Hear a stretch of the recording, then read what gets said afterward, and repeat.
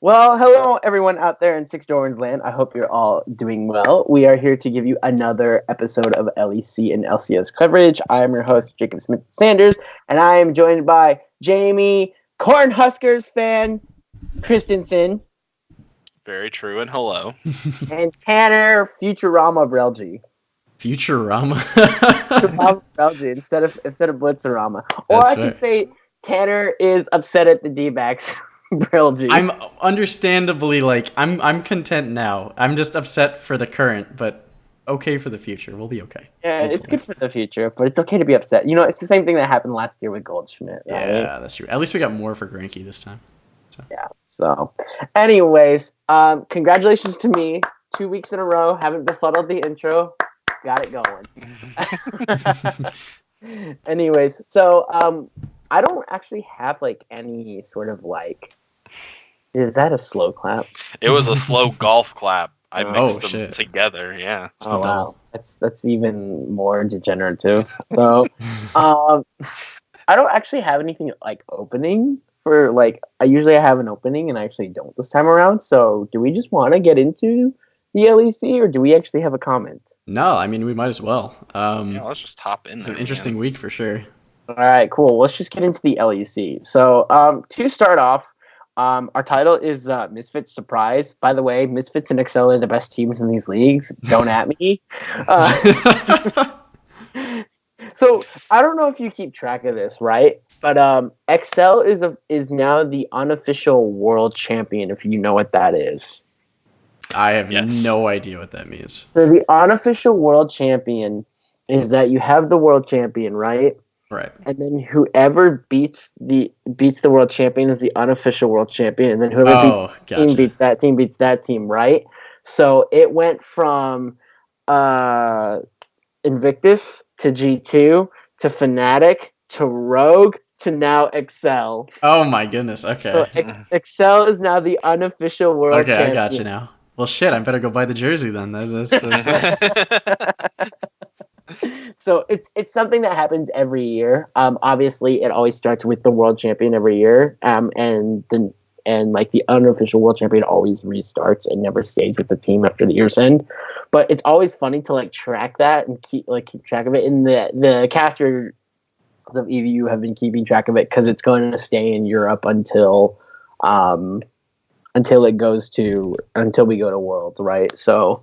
I think it's kind of funny. If Excel is the team that still has it, then it's staying there because they're not playing at Worlds. I guarantee that. Well, Excel won't keep it because they're going to lose to someone, and even then, like, I assume you are correct. And even then, like, it always like restarts every single World. So we have the meme for like another 4 weeks. If I was a gambling man, Splice is going to be the next unofficial world champion because they play Excel this week. So probably. Anyway, as for the actual analysis and not just memeing, I am thoroughly convinced. I mean, not that we weren't convinced before. This summer split is G2 and everyone else. G2 is going to win the summer split, and this is pretty much a fight for who can face G2 in the finals and lose to G2 in the finals. Interestingly enough, though, I don't think second place is like solidified at all. Oh, yeah. It's certainly a favorite between Fnatic and Splice, who are tied for second. But I honestly see like either Fnatic and Splice doing it, and let's just say like theoretically, Fnatic didn't go to Fnatic. How am I putting this? How would this work? Fnatic would lose in the semifinals, is what I'm saying, right? And yeah, there's a way for Fnatic to lose in the semifinals. It's if Splice were second seed, and Fnatic were actually no, it'd have to be Splice for Fnatic versus Fnatic, and G2 would pub stomp whoever. Okay, so the most likely final I'm seeing is probably G2 Splice or G2 Fnatic, if they both play second and third respectively. Never mind, it's just the way seeding works. It's quite possible you could see Schalke get in there into the finals. That's probably the only other team I would give this to, because after fourth place in Europe is a massive drop off. Yeah. Mostly because this is like the new NA, where we could have 2 playoff teams under a 500 record into the playoffs. That's not cool. One of them being Origin, the former spring finalist. Another being Vitality, who is kind of on the upswing. Rogue and Misfits are tied at 4 and 8. I'm happy about Rogue's improvement. It's not the 6th place that I predicted, but they could get there. Technically, they're only 1 game behind. And then SK and XL are sitting on the bottom at 3 and 9. And funnily enough, they're not eliminated from playoffs, so SK or XL could make playoffs. Get yourself hyped, Tanner. Oh yeah, no, I'm totally hyped, man. Jerseys on pre-order, dude. It'll happen. If they do make playoffs, I will be good on that promise. I mean, they're only 2 games behind. Like, it's not unrealistic for them to make playoffs. Let's be real. Especially with the way that they looked this last week. They would have to go 5-1 or 6-0, which I doubt happens. But yeah, they did well this last week, but they also didn't play against the greatest of competition. So true, but I mean, you're XL. Everything's the greatest of competition. No, man, they beat the unofficial world champion. I'm telling you. I mean, I was really impressed by their play this week. They honestly, like, just, again, I say this about XL. I said this about XL last season when they were in a similar situation. They would do a lot in early games and then completely piss them away. But it seems like this week, much like it did last season, for some reason it's starting to finally click, and it may be too little too late. I would kind of err on the side of too late. But I really did like what I see out of them. Like, Jessica looked a lot better this week. It looked like he was a lot more comfortable. Mickey as well just looked a lot more comfortable in his role. And then I think, Expect has always been kind of an all-star on the team. Obviously, the team isn't fantastic, but, somebody's got to do well, I guess. So I think there's a slight possibility of there being an XL push, but I mean, considering how good, again, like we said, Schalke, Fnatic, and then, of course, G2 is, and the fact that they probably have to play them at least once more each, I wouldn't hold my hat on an XL win, but hey, I would be more than happy for that. For those that are rooting for XL, this was the week that you got. I believe that we're not going to. This is your 1 week. I don't believe that we're going to see them have a 2-0 week again. I think that it strictly is the matchups that they had, being both against bottom of the standings teams, and they played well, but the mistakes that you were talking about earlier, where they have good early games and piss them away, well, against Rogue and Misfits, even though Misfits did look improve the last couple of weeks with their backup lineup, I still can't believe that. They're still bottom tier teams, and XL can get away with pissing some of that lead down the drain, right? Like, if they get an early game lead against those teams, that might be enough to lead them to victory, because the other team can't do what most other teams can and come back from that deficit and punish them for their bad positioning or their bad rotations or their bad decisions, as well as a team like even Schalke or Origin could. Not top of the list, not top of the tier standing teams, right? But like even middle of the tier standing teams, like those would be able to punish XL better than Rogue and Misfits can. That's true. And so I really think that unless XL continues to show me what they did this weekend against better competition, like they have in their first game next week against Splice, that would be a huge victory if they were able to get that. That would probably immediately turn my opinion around to where I would have a lot more faith in them making, I guess, quote unquote, a run to the end of the split.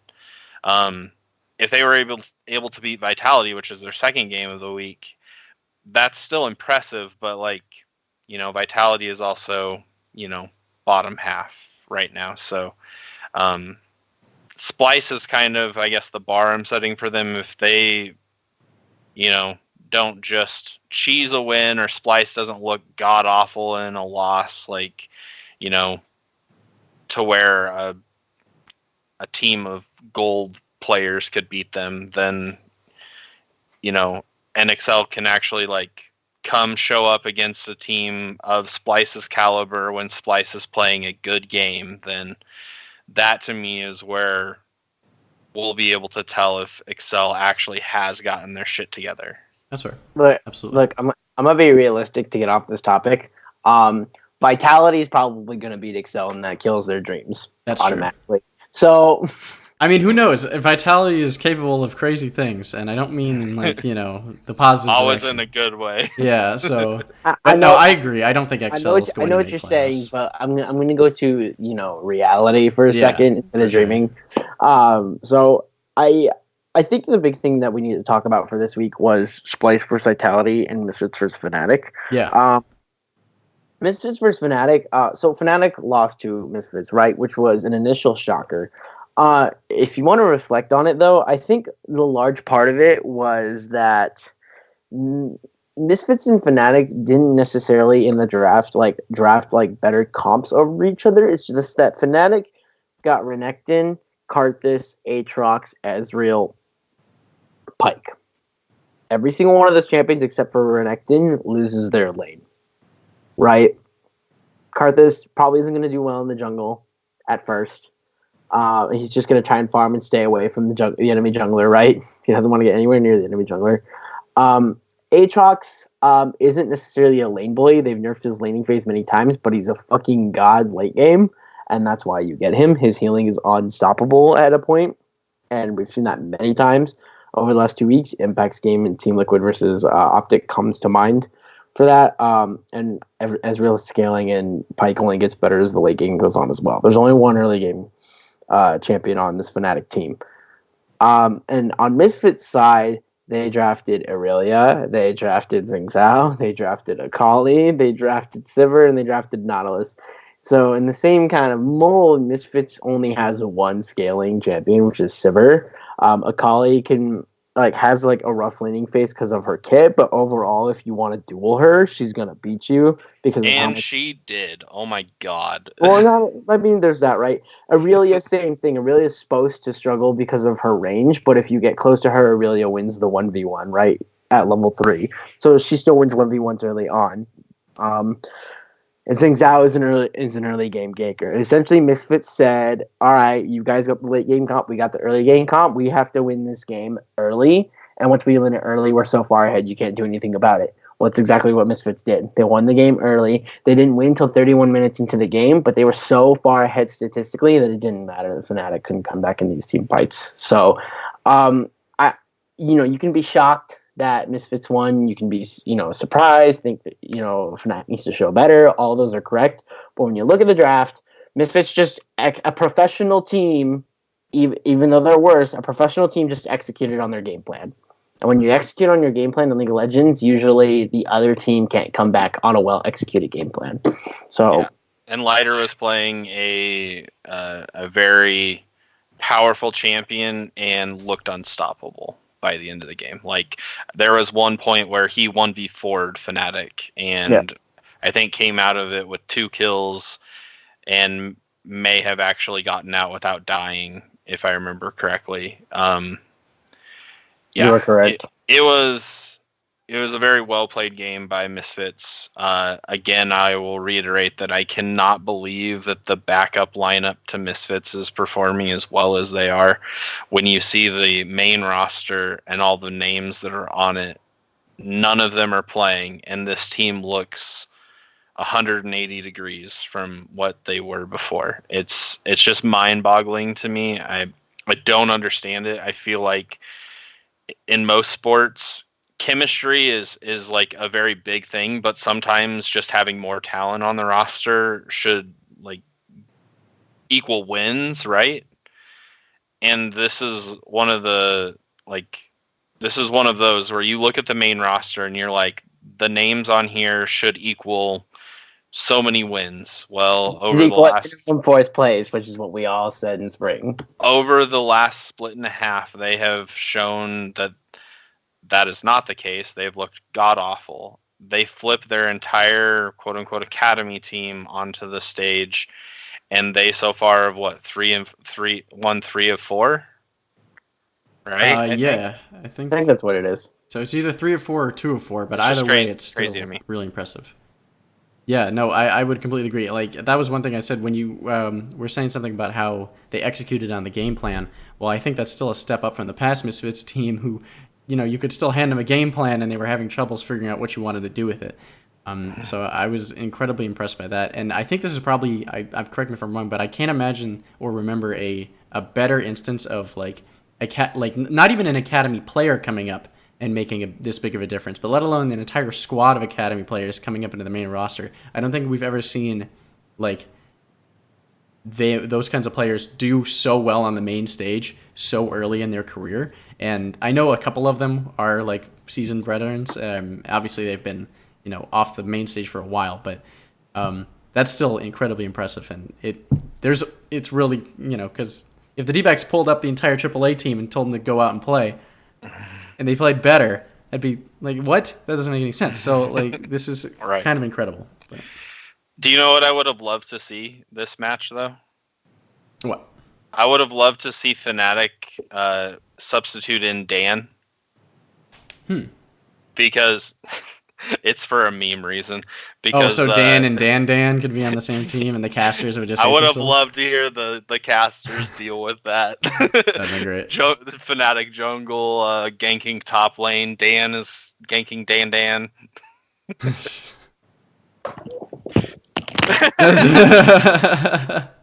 Sorry, Sanders, come back. Well, he'll be back. But I think. What was the other matchup that he wanted? So yeah, that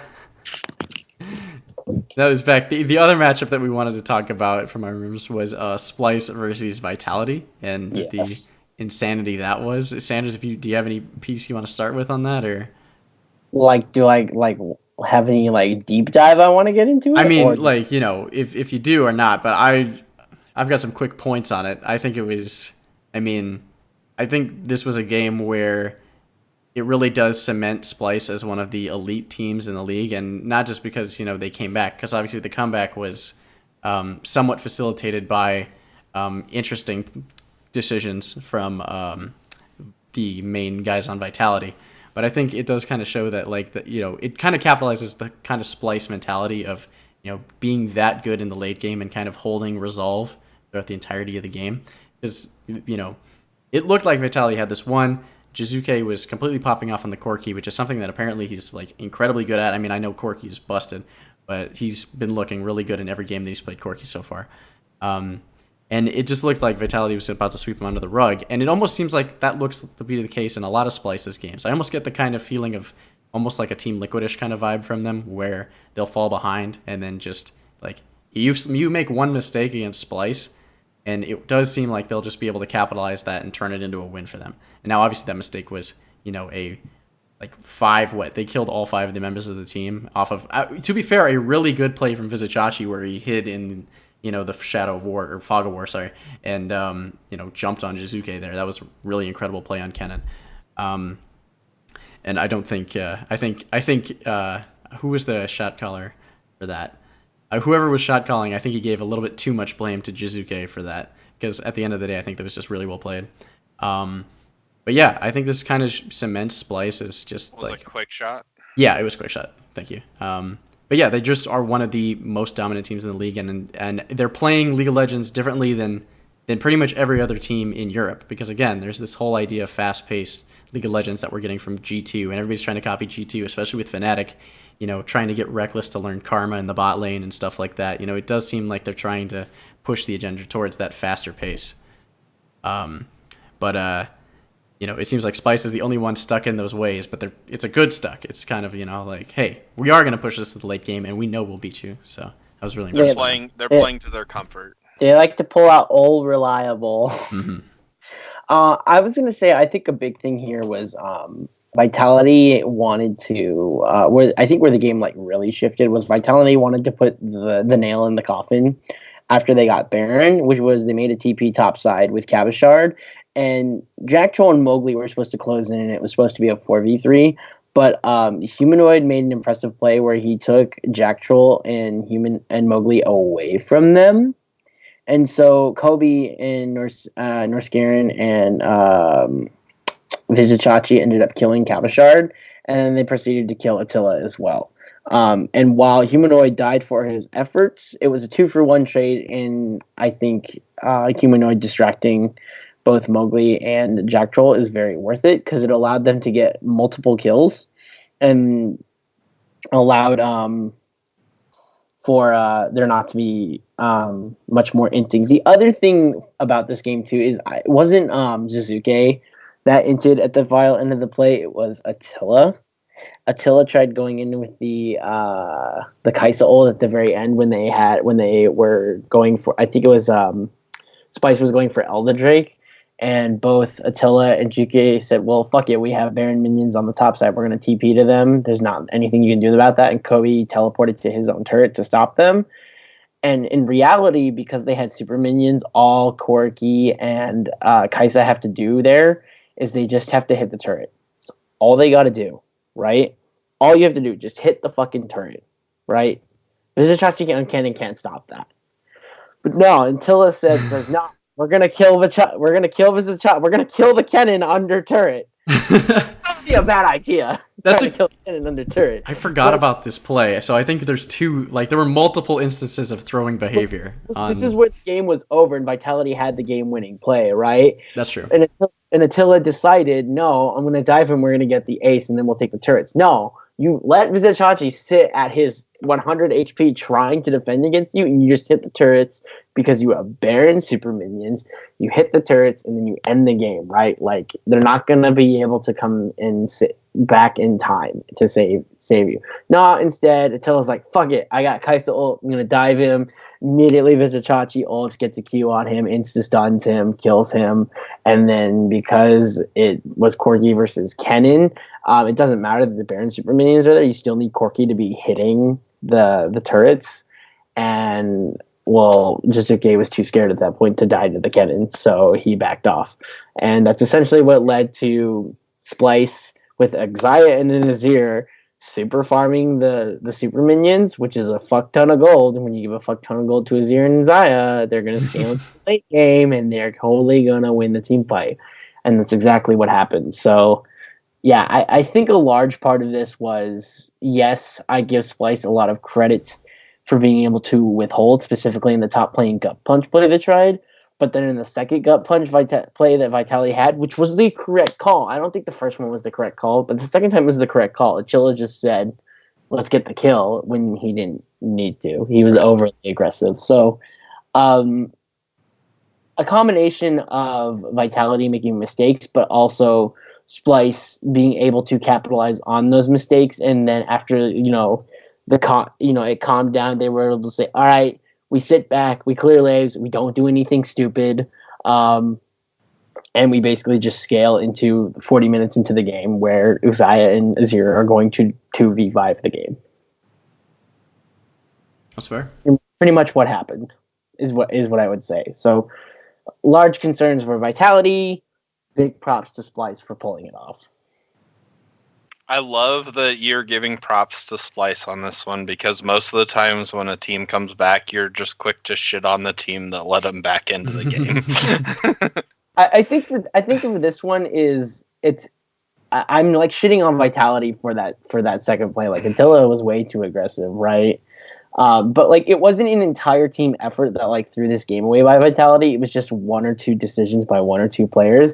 It's not like that fucking Excel game versus Vitality where the entire team just decided to let Jizuke sit in the bot lane for 20 seconds. Because that's the one I know you think you.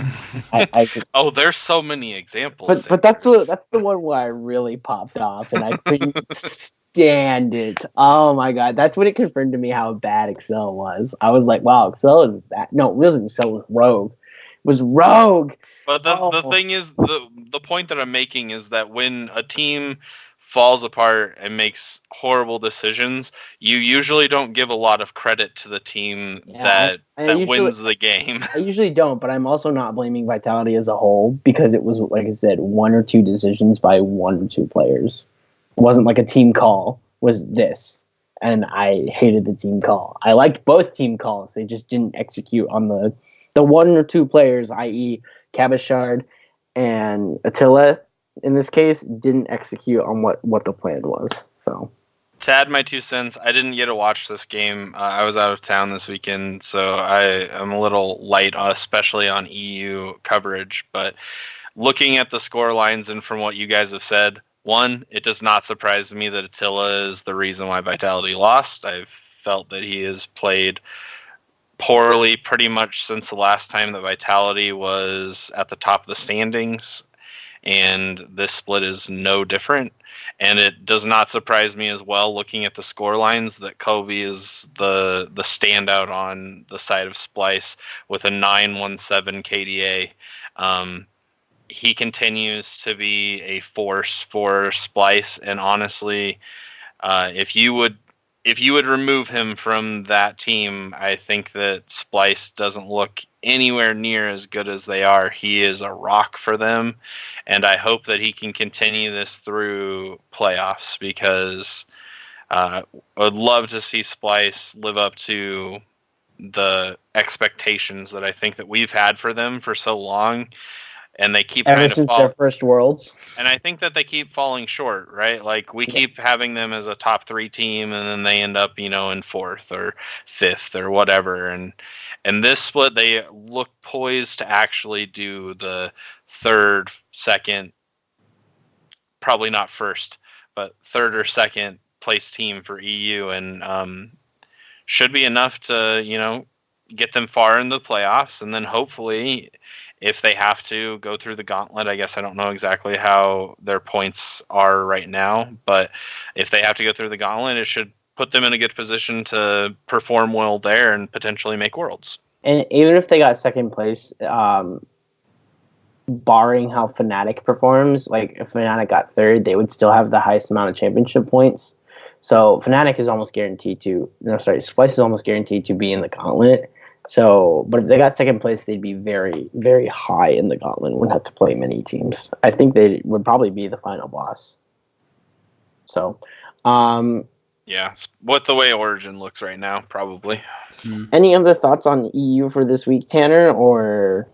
Man, I can't really think of anything that stands out. I wasn't thrilled with Shulk's performance this week. They were okay, but I'm not as high on them as I was. And then other than that, I think to be fair, they had to play against Splice today. Yeah, that's fair. But on the other hand, Splice thoroughly rooted them. Yeah, like it wasn't a very close game. Splice demolished them. We did see Kiana jungle in that game. I was pretty happy to see Kiana on the jungle. Yeah. My only problem with it though is that it needs a lot of help early on. I'm like, I'm not getting that in solo queue, so I can't actually play it because I really wanted to play. I really wanted to play like Kiana jungle, but then when I saw that Vizichachi helped him for 3 camps, I'm like, I would never get that in solo queue. Never mind. Do we want to comment on maybe not team specific, but like some of the picks that we're seeing? Because there were some changes up, right? Tom Kench won't die.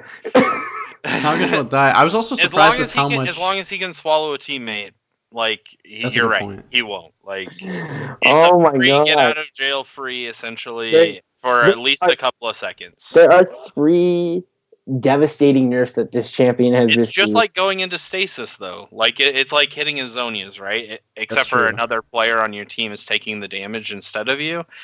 I guess it allows you to have 3 seconds for a cooldown to come back, so you can come out and immediately do damage that in that time frame you would have died without.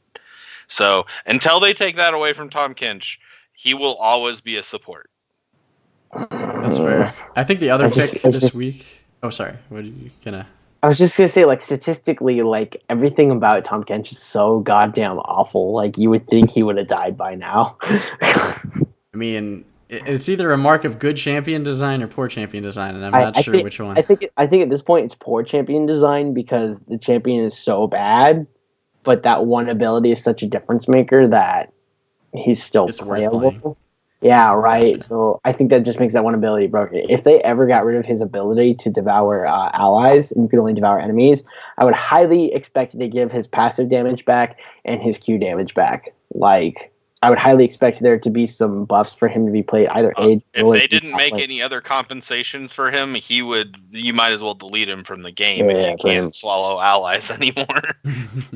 Yeah. So. But Tanner, you were gonna. Well, yeah, I think my big takeaway from just champion picks in general, and I'm sure we'll see this in NA too, was Kled. Just an insane amount of Kled this week, also seemingly out of nowhere. I didn't read up on the patch notes for this current patch that they're playing on. He got buffed? Okay. Yes. So that would probably make sense. He looked pretty good. I mean, he's always been one of those champions where it kind of makes sense to play him because, similarly to something like an Aatrox or, maybe a Rengar, if you're Bwipo or something. Those are the kind of like damage carries that you can play in the top lane. So it was always kind of curious for me why he was never seeing play. But I guess now that buff must have just put him over the edge. Well, there's a reason why Blitzcrank, Renekton, and Kled are all seeing play. So Kled is now seeing play because if he pulls in an enemy, their healing is reduced by 60% for 5 seconds. Jesus Christ. So he has natural OP, not even Grievous Wounds, OP Grievous Wounds on him, because Grievous Wounds is only 40%, and this Q is 60%. And it lasts for 5 seconds. And Katarina got the same thing, too. On her ultimate, healing is reduced by 60%. And Renekton's W destroys shields. Yep. Really? Because I heard the thing about Blitzcrank destroying shields, but Renekton got that, too.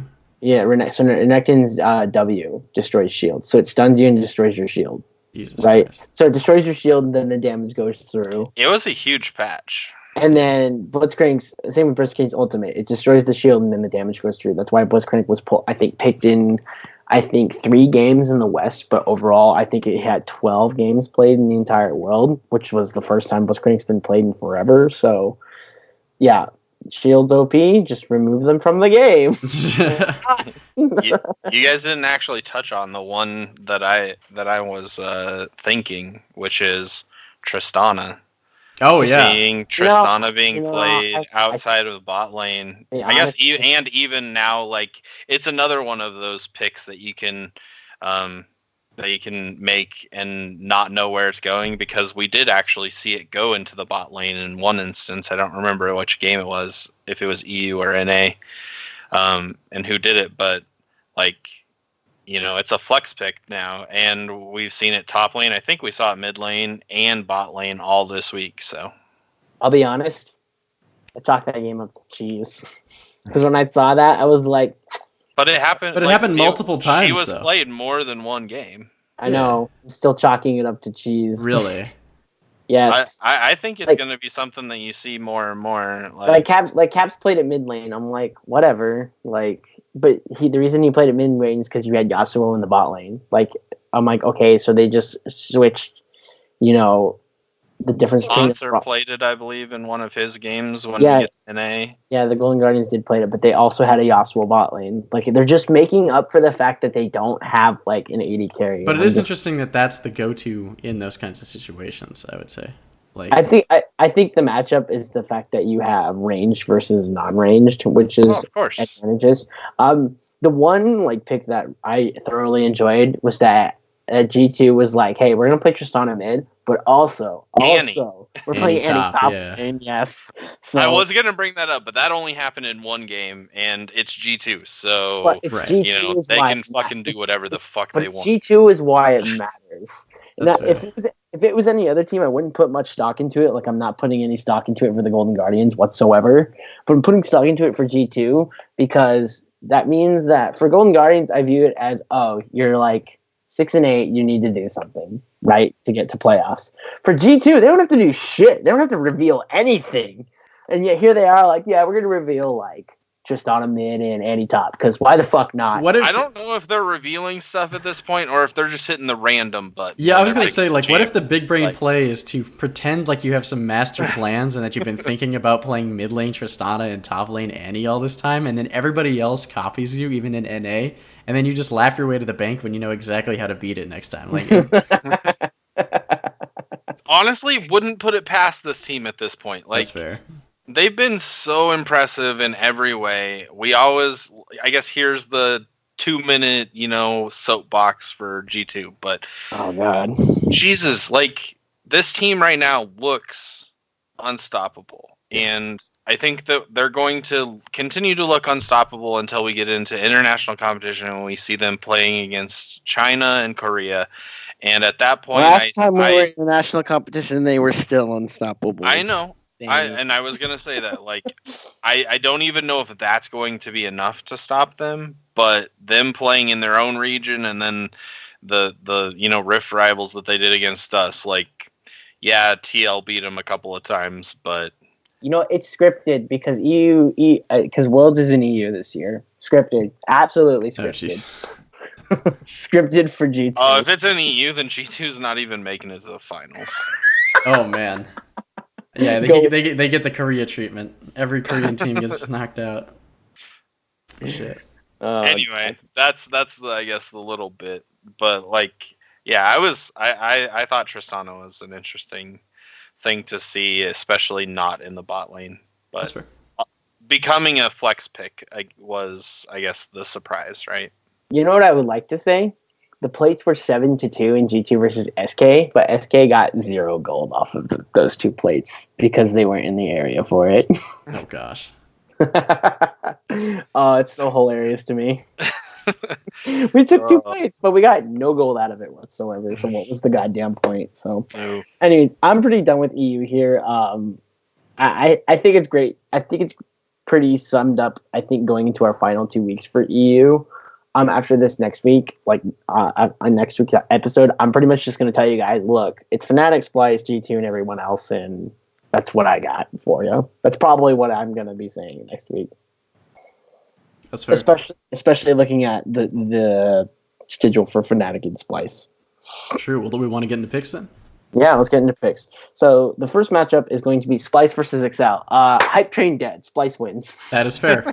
I'm like the biggest Excel stan here, and I still don't trust anything of what happened last week. So probably gonna be Splice.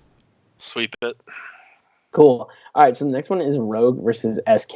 This is an interesting matchup. It's cream of the crap is what my.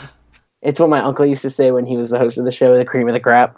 Honestly, I like this Rogue squad, though. And if there's any, squad that I think is going to upset for the playoffs over Origin or Vitality, it can be Rogue. And you do it by beating your 9th and 10th place teams, right? So, Rogue. I'm also picking Rogue, and I will tell you that the way I came to that conclusion is I went and looked at the last time one of these teams won, and I just picked the first one that came up as a victory. It was Rogue. It was 4 games ago when they beat Fnatic. Both of these teams are doing real bad lately, and I don't have a lot of faith in them. It's essentially a coin flip to me, so we'll go with Rogue. Damn. Cool. Yeah, I'm going to go with Rogue too. All right. Sounds good. We'll go ahead and just wait. I'm sorry. The next Tanner, why? Because why? Oh, basically for all the reasons you just said, and again, this is kind of like flipping a coin here, but okay. All right, so G2's beating Vitality. Misfits versus we already gone over that. That's our rule. we provide no analysis other than it's G2. Moving on. Misfits versus Origin. I think this is an interesting one here. You have your backup academy that we talked about. Actually, real fast, I'll give you a quick analysis. Worst player on G2, better than Attila. Worst player on G2, I think I would take over anyone on Vitality. What do you mean? Coach of G2, better than Attila. Probably. G2, better. I think Grabs is only a platinum player, so I don't know about that. Right now, better than Attila. Oh, shit.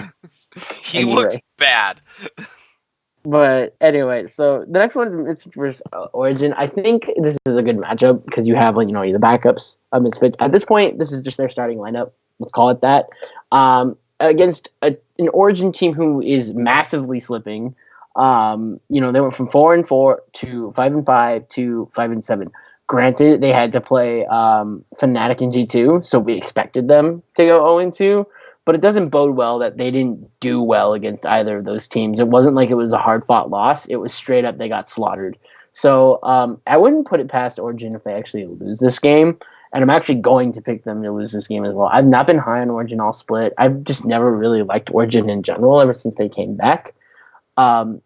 Spring Split surprised me. They definitely surprised me when they beat Fnatic, but I'm chalking that up to it was a surprise split, not a consistent thing that's going to keep happening. When Origin does well is when the year that Nuke Duck comes back. So I'm picking Misfits. Yeah. So like you mentioned last week, there was zero expectation that they were going to win against arguably the top two teams in the league. However, I'm going to go back further than that. They lost to Vitality the week before. So in their last 3 games, they're 0-3. They beat SK, but then you go back to the week prior, they lost to Rogue. This team is on a... and they barely beat Excel because Excel threw that game. is on a massive slide. So that's going to make the pick that I'm deciding on, not make sense. I'm picking Origin for one reason.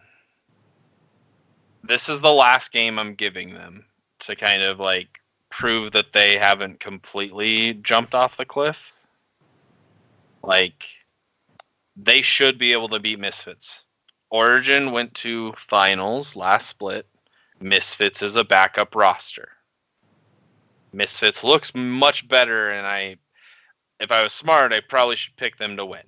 Like, I'm expecting to be the only one that picks Origin to win this game, but it's going to, like, I'm strictly just putting this as, if they lose this game, you probably won't see me pick them to win another game this split. Yeah, I think that's a really fair analysis. I don't want to pick against Origin here because, again, this was a team that was, at the top just last season. And you would think that these players, even though they're deteriorating just a little bit, it would seem, should be able to beat this new squad. But, I mean, if this squad can take it to Fnatic, and they seem to be on the rise and Origin seems to be on the fall, part of me wants to pick Misfits, and I think I will. I think this is a toss-up, though. This really could go to either team, but I'm just probably going to go with the hot hand here. Yeah, you guys are welcome for free point. Like, that's kind of how I feel making the pick. So that tells you all that it needs to about how confident I am in it. It's more of a just, if they don't win this game, I don't see them winning really another game this split. Like, I almost see them falling out of playoffs. All right, cool. So the last one is Fnatic versus Schalke. Does anyone want to pick the upset here? I think Fnatic's favored. I'm not willing to pick the upset here, but like, I wouldn't blame you if you guys wanted to be honest. No, Fnatic is the pick. I already made my bold pick. Yeah, I agree. I think Fnatic had a bit of a slip last week against Misfits, and like you said earlier, I think it was pretty heavily a result of the team comp. So I think they'll be fine this week. And that they didn't substitute in Dan. Yes, of course. Confusing quick shot is the best way to win. So that was it. I was waiting for Sanders to die a little inside again. I didn't see it though. Yeah, it's okay. All right, so the next matchup the following day is Misfits versus SK. I'm picking Misfits to go 2-0. Why the fuck not? I think they can beat SK.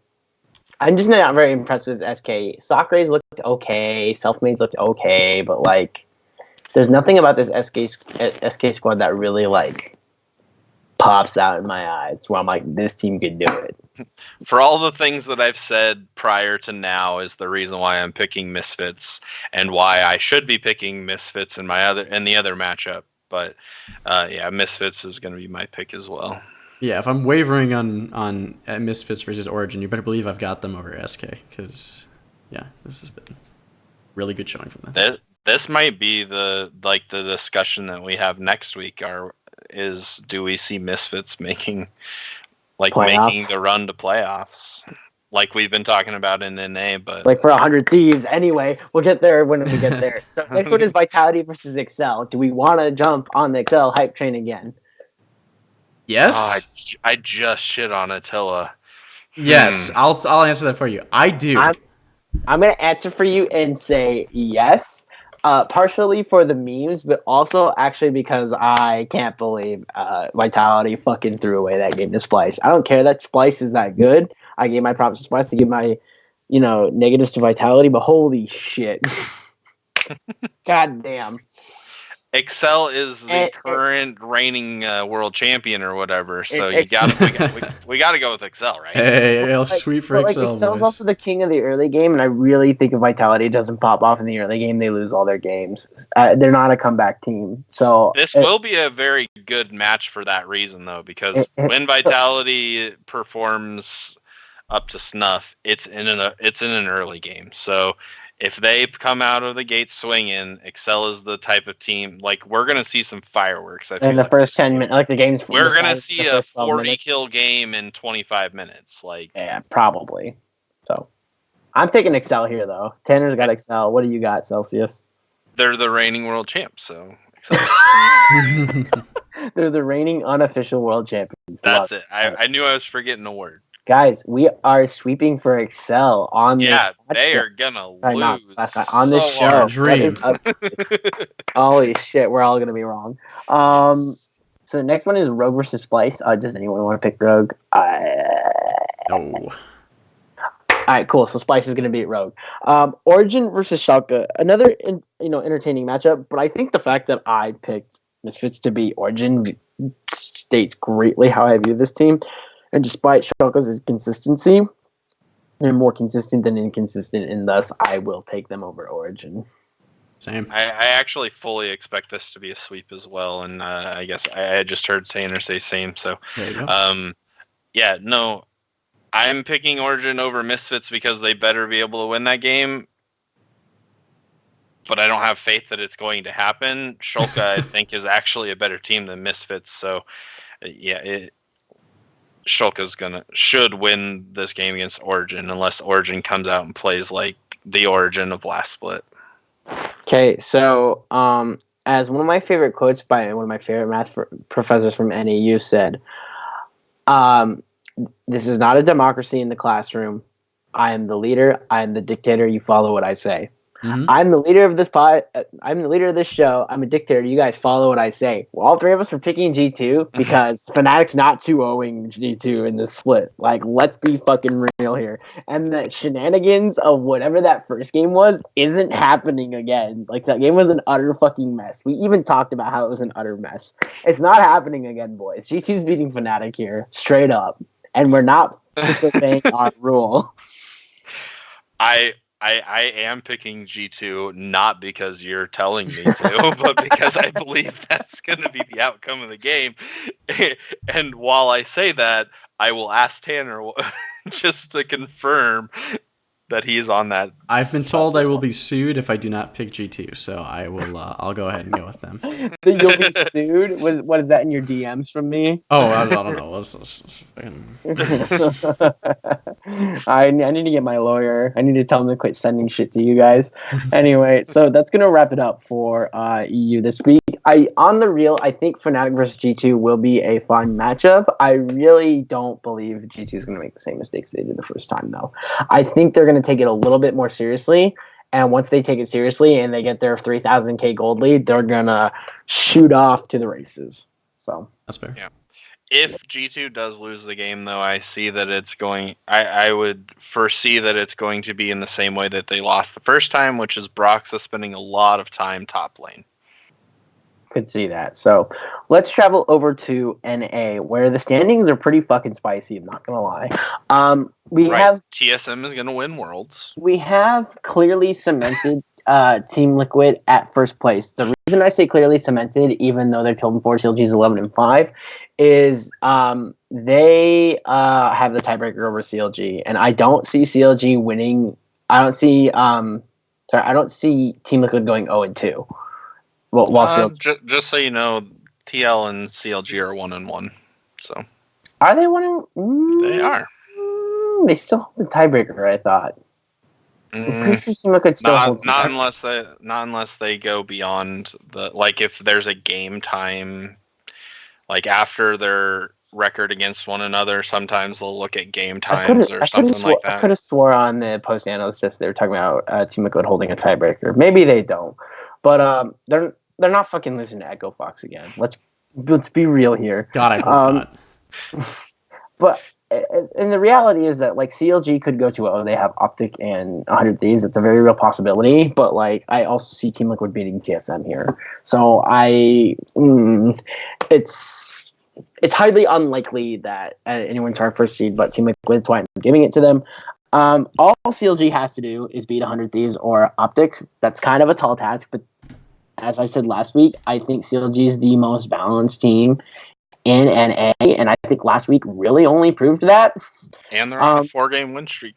Yeah, when they I mean, it was only CG and Echo Fox, but they handled them very well. They pub stomped both of them. That's what top tier teams are supposed to do. They beat Cloud9. Like, the CLG squad, in my opinion, is the most rounded team. There's nothing heavy about them whatsoever. They're just a solid squad, and I really hope CLG and Team Liquid play in the playoffs. That's kind of my hope. At where they play in the playoffs, I don't care. I just want to see the matchup. As for like the rest of the standings, though, it gets pretty like iffy. I would say we have team, Cloud9 at 10-6 at 3, and it sounds weird to call that iffy because I think Cloud9 is a very good team. But I have some complaints with how. Never mind the fact that like they subbed in Deftly this week. I think it's confirmed that like you can't have this team without Sneaky. Every time they've tried to sub out Sneaky, it goes super poorly for them. And well, look at the backups they've had. It was Keith and now Deftly. So duh. But the point is though is like you could still form a game plan of that solid squad around Deftly and win the game, right? Like they did with Kumo, like they did with Blabber in the past, and like they did with Golden Glue in the past. There is a way to do it because they still have their 4 other starters, but it just never goes well for them. I understand why Reaper's doing it, though. He said they're trying to find their 7th man because they want to do a 7-man roster again, going into Worlds. And he already said Kumo is the 6th man. So we know Kumo is going to be the 6th man for Licorice, right? And he said it's highly glue. Like, why is there a question? I think it's because Niski has done so well that you don't want to take him out of the picture. But he said it's highly unlikely not going to be Blabber either, which is why they were looking, which is why they're looking for the 7th man and possibly being definitely behind Sneaky. Who knows? Maybe they play Golden Glue for a game this week. I doubt it, considering how standings are super tight and super close. You must go 2-0. I mean, they have already qualified. Like I'm talking about standings here. I know, yeah. They can drop down. Yeah, sure. they can drop, they can go up, they can go down. Like, this is super tight in NA for almost every single team except for the 2 that have been eliminated, which is FlyQuest and Echo Fox, and we're not going to touch on them because they have been eliminated. I want to talk about this scenario with you guys. There is a scenario where TSM doesn't get into playoffs. There's only one. No, there's a scenario where TSM wins Worlds. I think that's what you meant to say. You wish, bud. Okay, so I really do, because this last week was not a good week. Okay, so TSM has to go 0-2, first of all. Let's look at that.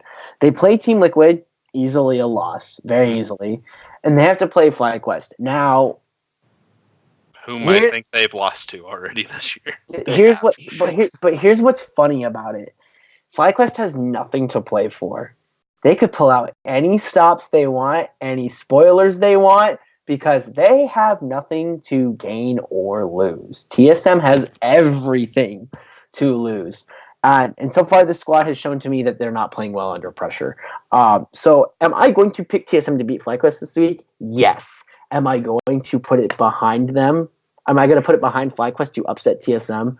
No. I think it's very extremely possible. So let's just say it happens, right? At 9-9, they are still very well and alive because of how bottom tier the rest of the standings are. But let's go into our scenario, right? If TSM goes 0-2, right? The only thing that has to happen is Optic has to be one of Cloud9 or CLG. I don't think that's a tall task or tall ask by Optic. They're decent enough to do it. They almost beat Team Liquid. And Golden Guardians has to go 2-0. That sounds like a tall task, but considering how they just went 2-0 last week, Golden Guardians has to play Cloud9. They can beat Cloud9, and Golden Guardians has to beat CG. That's not a hard ask. Honestly, there's a lot of dominoes here, and it's highly unlikely that TSM misses playoffs, even if they do go 0-2. But none of these are hard asks. Is like when I'm looking at it, I'm like, none of this is a hard ask. It's not like Echo Fox has to be a top team, right? Or it's not like TSM has to lose to, let's say, Echo Fox, right? No, they have to lose to teams that they very well can lose to, and the other games that have to win can very well happen as well. Okay, so you've only mentioned Golden Guardians and Optic, but that wouldn't drop TSM out of playoffs. That would put them in 6th place. So 100 Thieves or Clutch would have to overtake them. I forgot about one last thing. 100 Thieves would have to. And Clutch is 0-2 against TSM, so it would have to be 100 Thieves. 100 Thieves have 2-0. That's the other part. 100 Thieves plays Clutch. I see that as a win, and they have to play CLG. So none of this is a hard ask, in my opinion. It's is it going to happen? Unlikely. Do not say no, because it is. I'm going to say no. I don't think it's gonna happen. I'm only gonna commit to unlikely. Okay, 7 of the 10 games have to fall correctly. Are all 7 going to fall correctly? Okay, no. So if TSM goes 0-2, 1, 2, 3, 4, 5, 6, 7 of the games have to fall correctly. There's a combination of 8 total, but 7 of 10 games have to fall correctly. I think it's a bit of a like. I've seen it happen before, man. We've seen it happen before. I think it would be incredibly unrealistic to think that TSM of all teams, led by Bjergsen. This is Bjergsen. There's Bjergsen here.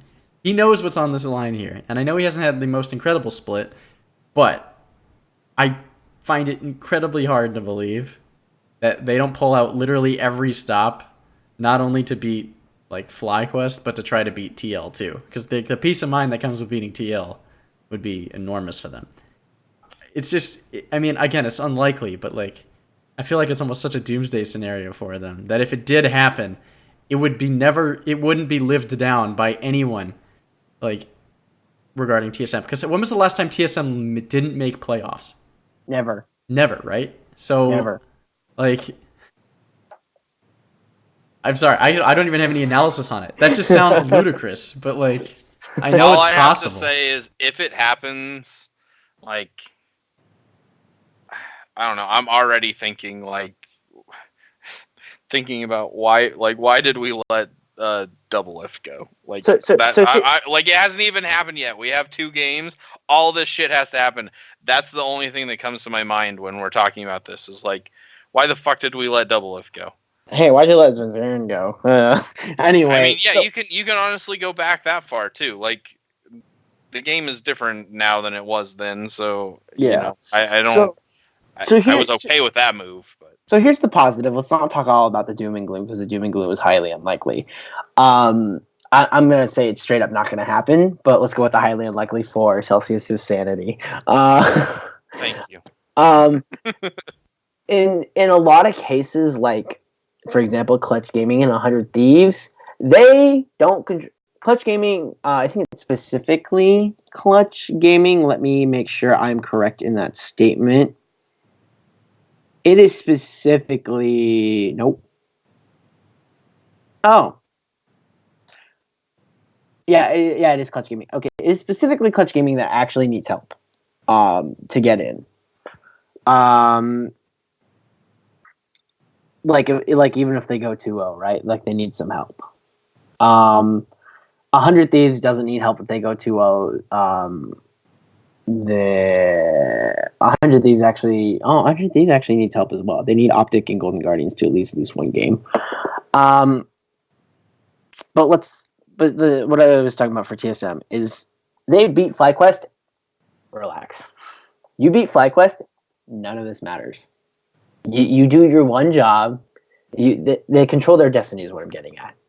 That's the nice part. You control your destiny. That's always the best part to be in anything competitive when you're going down to the wire is if you control your destiny, like a win-in scenario, That's always more comfortable than a win and maybe this has to happen. Or if you lose, if these things happen, you're still good, right? No, if you just win the fucking game, you're good. That's always the comfort you want to be in. As a Ravens fan, that makes me depressed because for 3 years in a row, Week 17 was always a win in game, and we lost all 3 of those in very heartbreaking fashion to the Antonio Brown stitch, the 4th and 14 play. I could go on. So there's a lot of heartbreaking moments where it was like, oh, this is so easy. The Steelers have 6 seconds. There's no way they win. Antonio Brown stretches for the touchdown. Oh, it's 4th and 14. There's no way the Bengals convert this with 0 timeouts. Touchdown pass by Andy Dalton. Oh, anyway, so there always is that stressful thing of like you won't win for the winning end, but it's TSM versus FlyQuest. Let's be realistic, right? Well, I put it past like FlyQuest or TSM to lose to FlyQuest, no, but it's highly likely TSM beats them because TSM is just a better team. So I just wanted to point out it's possible TSM doesn't make playoffs. It's highly unlikely. I don't want to diverge on it anymore. Let's talk about Golden Guardians, Optic, Clutch, and 100 Thieves. If Clutch and Optic take care of business this week, Clutch Gaming and 100 Thieves don't have a chance. The reason for that is because if Guardians can beat Clutch Gaming, then Clutch Gaming is officially out, right? If they can beat Cloud9 as well, they're officially in, right? If Optic can beat CLG and Cloud9, they're officially in as well. I think it's a taller task for Optic because they have to face against two top. Just so you know, Golden Guardians plays both CG and 100 Thieves, not Cloud9. They play Cloud9. No. If you're looking at the Leaguepedia, it's been wrong so many times. Oh no, I was looking at, or I was thinking Clutch Gaming. Clutch Gaming plays 100 Thieves and Golden Guardians. No, I'm talking about Golden Guardians here for a second. My bad. So Cloud9 plays Golden Guardians and Golden Guardians plays Clutch. They play Clutch. Clutch is eliminated, but that's the last game of the week. 100 Thieves, I think, has like a slightly easier path than Clutch, even though they need help. Because if 100 Thieves beats Clutch the first game, dream is over for Clutch. And then if Clutch beats CLG, they are going to have to hope that Clutch beats Guardians or that Cloud9 before their game beats Optic. And then there's tiebreaker scenarios. So it's a lot of flippy-floppy, and I think there's up to 3 or 4 tiebreaker games that we can have in total, which is absolutely fucking insane.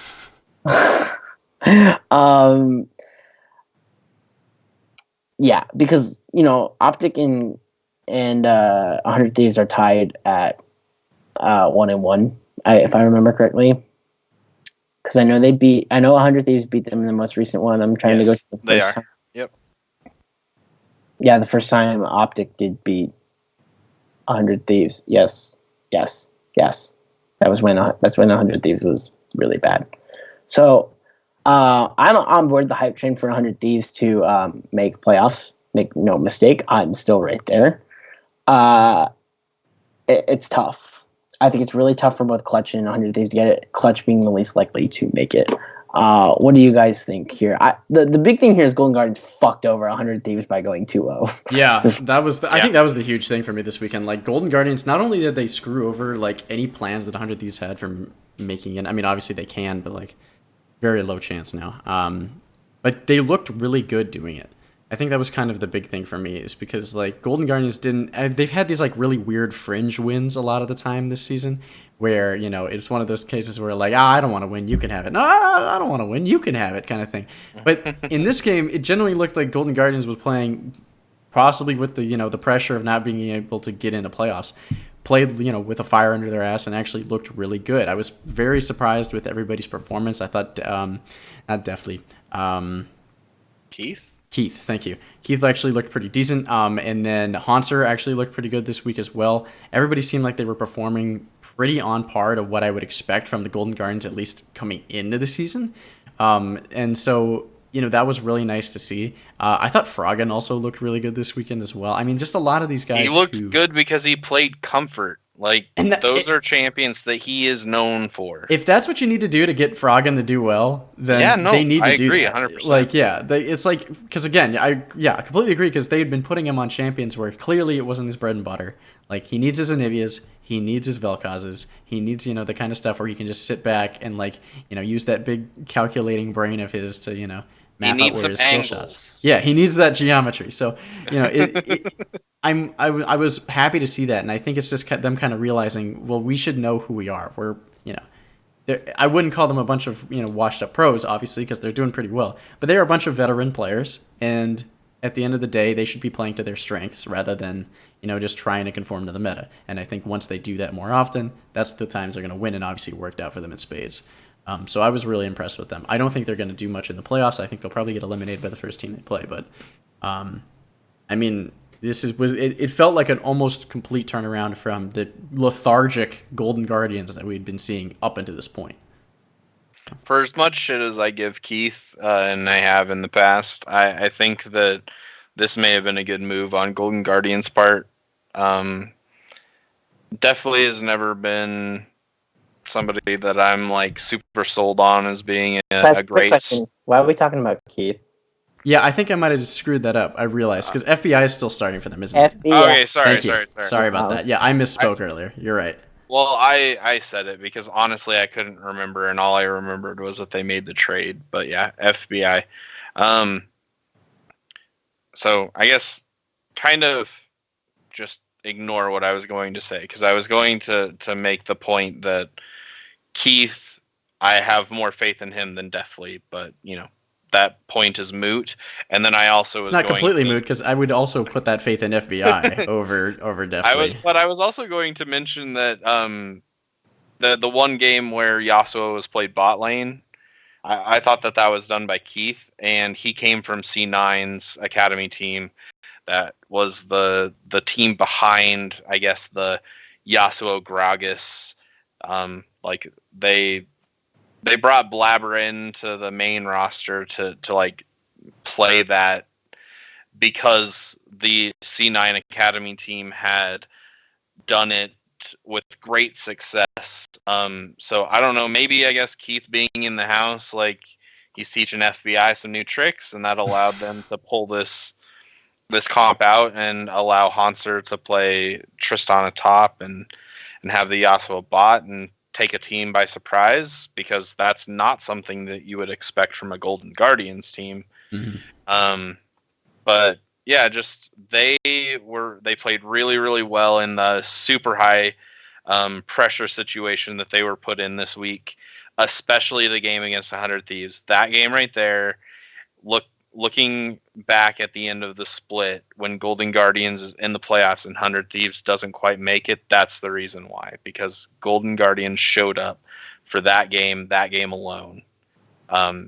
It's not, when I say that, I'm not saying that it is completely out of the possibility for 100 Thieves to make it in, and even for Golden Guardians not to make it in. But if the standings stay the way that they are right now, at the end of the split, we're going to say that is the game right there that Golden Guardians showed up for, that nobody expected them to win.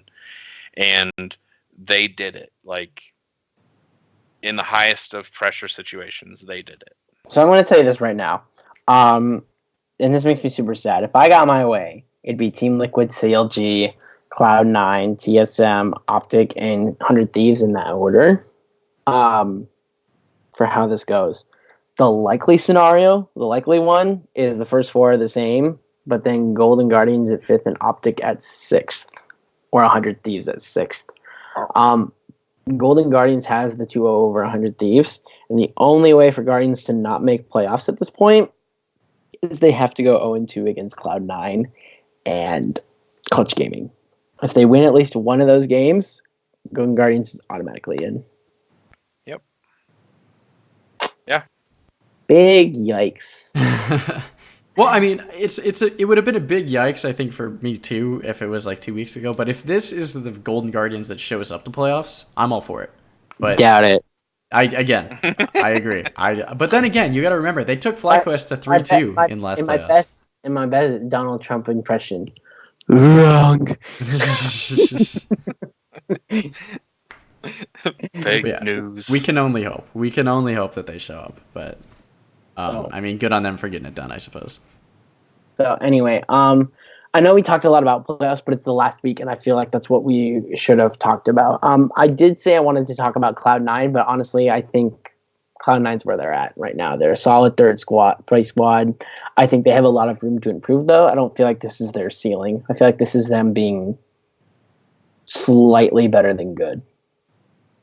I would agree.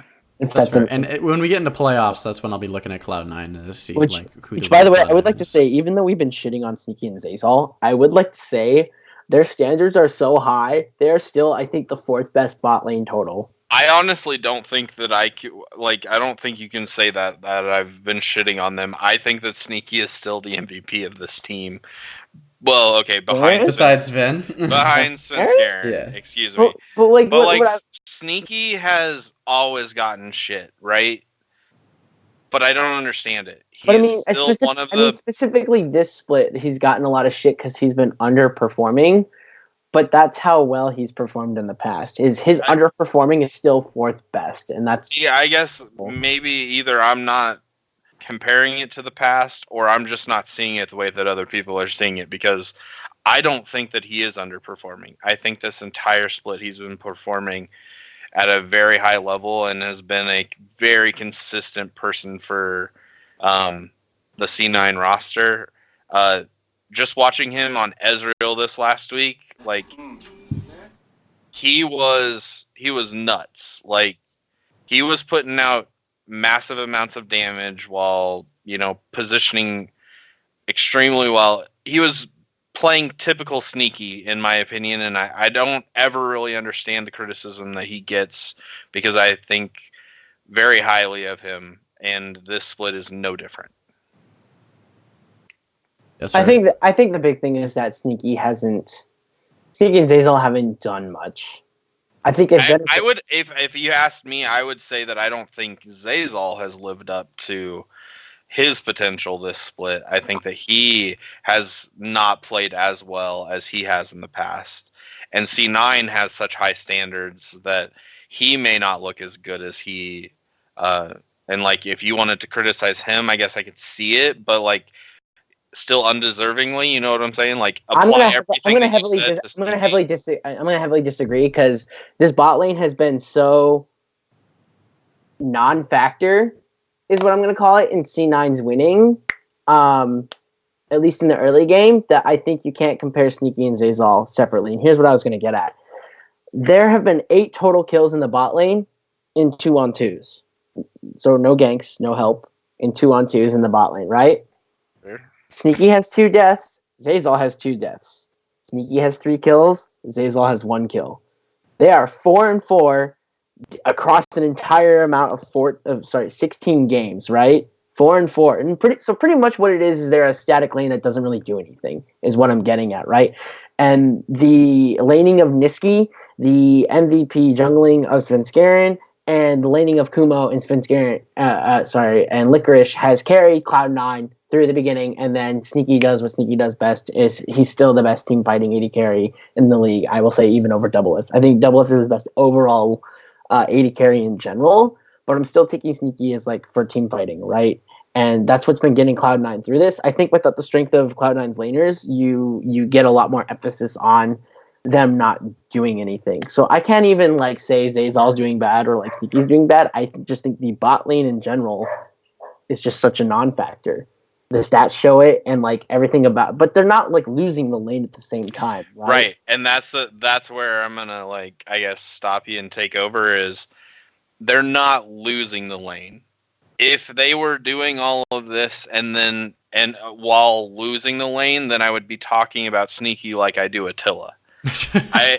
I think Sneaky I would never make that comparison. Has always been this type of player. He has never been a 2v2. Like, if you want the bot lane, and I think that this really applies to most teams. Like, I'm not even going to say that specifically Cloud9 and Sneaky, but in the bot lane, I don't know the stats, but I would venture to guess that there are not a lot of teams that do really, really well where there are a lot of 2v2 kills. I'm guessing that there's some sort of interference by a jungler or a top laner TPing down when you see a lot of kills in the bot lane. And Sneaky, but like even if that's not the case, Sneaky has always been the type of player that is a good laning player that doesn't lose lane, and then like you said, turns it on at the end of the game when it matters most, in my opinion, and Sven. and positions well to where he doesn't die and have a 30 to 40 second death timer where another team can take advantage of it. If he dies early in the game, that's a little less important in my opinion, because you're out of the game for 10 seconds. It's a lot harder for another team to take huge advantages during that time, other than maybe gaining a little bit of a gold lead. C9 as a team is good enough to overcome those gold leads. No team is good enough to overcome 60-second death timers. True. So there's one thing I wanted to mention about Cloud9 this week was they beat Team Liquid, right? I feel so fucking bad for Doublelift because he died 4 times. I think it was in 3.5 minutes or some shit like that. Cloud9 was like, he's back in lane, go gank him. Yeah, Jesus. By the way, our NA picks look shitty. And then on the second death, it was like Svenzaren, go back. And then the third time, it was like Licorice, TP bot lane. And then the fourth time, it was just straight up Doublelift was so far behind. I think it was Nisqy roamed down that time, and they killed Doublelift the fourth time. I'm like, dude, Doublelift is literally not. He can't play League of Legends. That was Cloud9's game-winning plan. They're like, Doublelift. Welcome to how one way to beat Team Liquid. They're like, Doublelift doesn't get to play League of Legends, and you can beat Team Liquid. That's right. But it's so like sad though that like that was like the game plan, right? Was just fuck Doublelift over, beat Team Liquid, because they really didn't have the comp to, I think, come back from Doublelift having such a poor game. Now, I'm not saying, Doublelift is the reason Team Liquid always wins, because we saw Impact literally the game before pull Team Liquid's deficit from the jaws of life. Impact literally spearheaded that effort against Optic Gaming. But, you have a Kennen and you have, a Twisted Fate. I really don't think... I mean, Twisted Fate's not a team fighter. He is I have my ultimate for vision, and we're going to pick someone off, right? Like, he's supposed to split push, use his ultimate to say, oh, we think this person's here. Oh, hey, my ult just confirmed this person's here. I'm teleporting there. That person is dead. Now we have a 5v4. Let's do something about it, right? And when you're so far behind, you're not allowed to make those plays. When you're so far behind, Kennen's not very useful. I'm not saying Kennen's a win more champion, but when you have such an early deficit, Kennen's not that useful. And with Doublelift and Core JJ playing Sona Tom Kench, you camp the fuck out of Doublelift, and the Sona's not going to do anything because she had no chance to get any gold, and therefore she's not going to be able to build any damage, and you just snowball your lead, especially when you have a Kiana, which is exactly what Nisqy had in his hand, and Nisqy looked like a fucking god this game, by the way. He was... I mean, I know it's Kiana and everything, but he obliterated Team Liquid single-handedly. Nisqy was definitely the MVP in my opinion this game. I guess if we want to touch on some matchups, I wanted to go back to the Team Liquid Optic game. That one was a game where Optic should have won, arguably. They were well ahead early game, and like you said, Impact was the driving force behind Team Liquid coming back. I actually wrote it down wrong in our doc. I had Optic winning the game, and when I was looking at the schedule to write in this week's matchups, I saw that Team Liquid was highlighted as the winner, and I was like, I just watched this. Which one's wrong? Am I wrong? Was the video I watched wrong? Is the site wrong? And then I actually went back and rewatched the highlight real fast, just the last minute of it, and I was like, oh no, I was just a dumbass and wrote the wrong thing. And but yeah, no, Optic was well ahead and should have won. And again, I'll say, if at the end of the split we see Optic somehow, it's very unlikely, but somehow on the outside of the playoff picture looking in, this is going to be the game. Like, they let it slip. They should have beaten Team Liquid. They had the game in the bag, and they let it slip right out of their fingers. It was, as an Optic fan, this split, it was sad to see. It's also nice to continue to see that Team Liquid doesn't necessarily have to obliterate you to win. They can come back from a deficit. They know how to do so, because unfortunately, I think that that's going to be good experience to have going into international play when they're playing, or even just the playoffs. It's going to be good that they have this experience under your mental doesn't go kaboom. Exactly. So it's nice to see that they can win in different ways, if you want to take a positive out of a game that they should have lost. Is there any matchups that you guys wanted to touch on? I know you wanted to go off on TSM. Okay, I wanted to go off on TSM because of TSM versus Echo Fox. Not because they lost to 100 Thieves. TSM is trash, by the way. They should have lost to Echo. Future world winners. They should have lost to Echo Fox. That's when someone says, well, they should have, but because TSM is the better team, that's why they beat Echo Fox. No. You watch this fucking game, and Echo Fox literally had the goddamn win. They literally had the win. They were marching down TSM's base. So TSM's like, oh, wait, we got Tom Kench. Let's just ult into their Nexus. That's literally all that happened. If Tom Kench isn't in this game, TSM loses it. So it's not because TSM is a better team. It's just because Tom Kench was in the game. If Tom Kench is not in this game, they lose this game. That's my problem with it. Is usually you can make an excuse for a team being really behind against a last place team and then beating them anyways. So it's like, oh, well, that team's just better, right?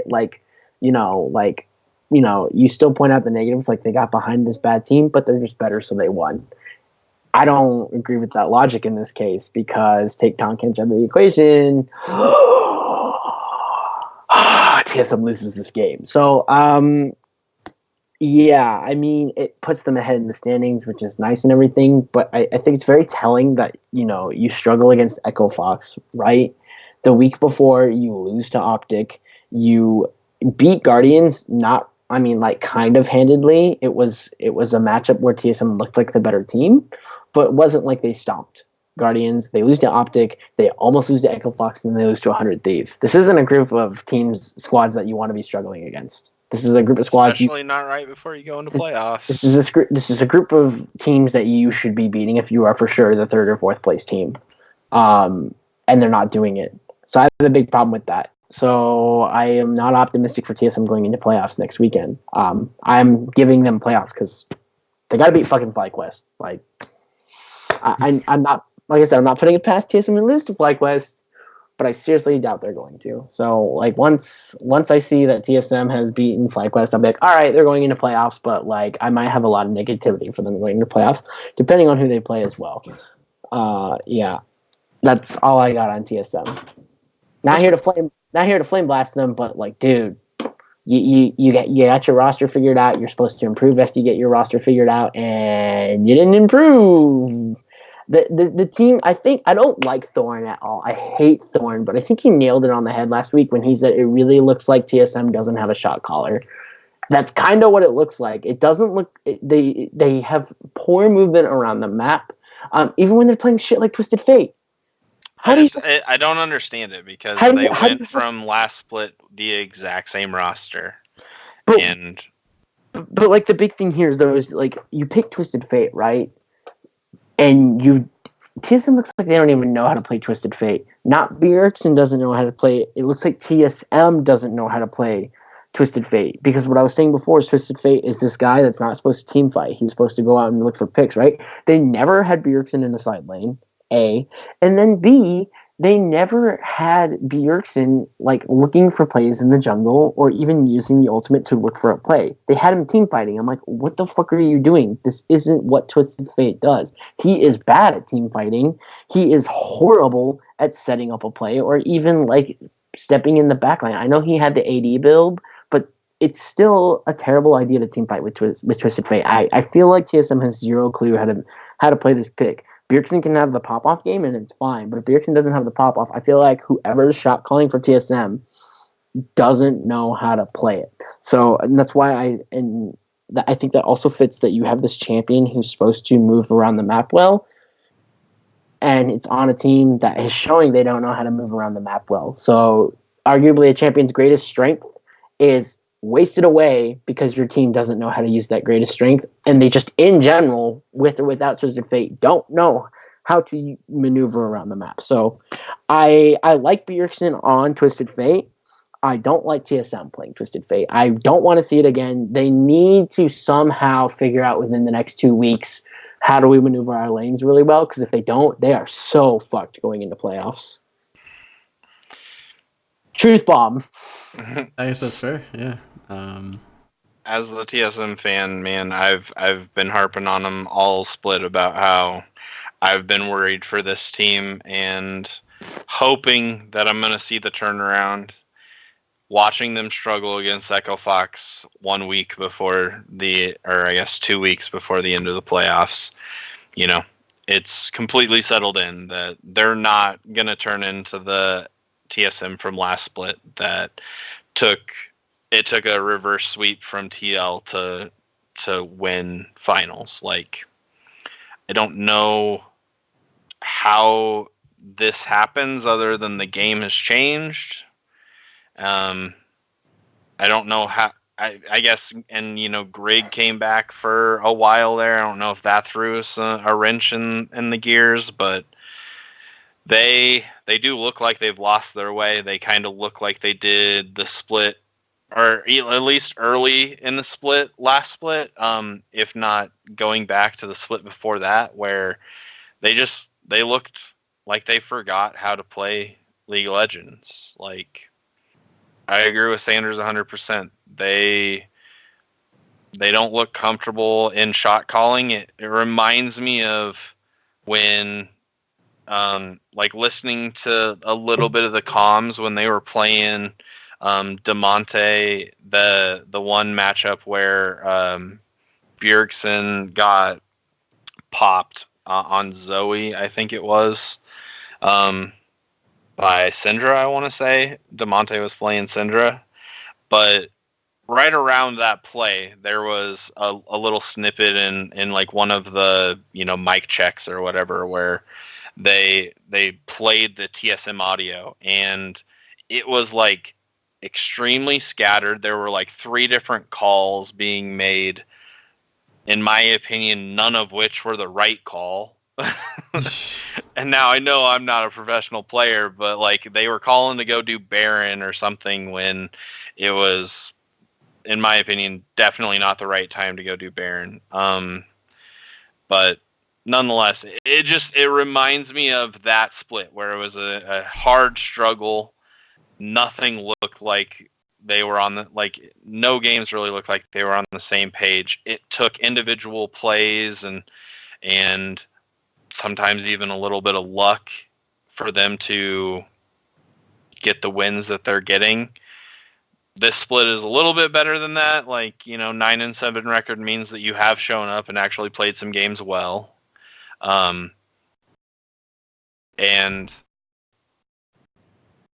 they just definitely look like TSM.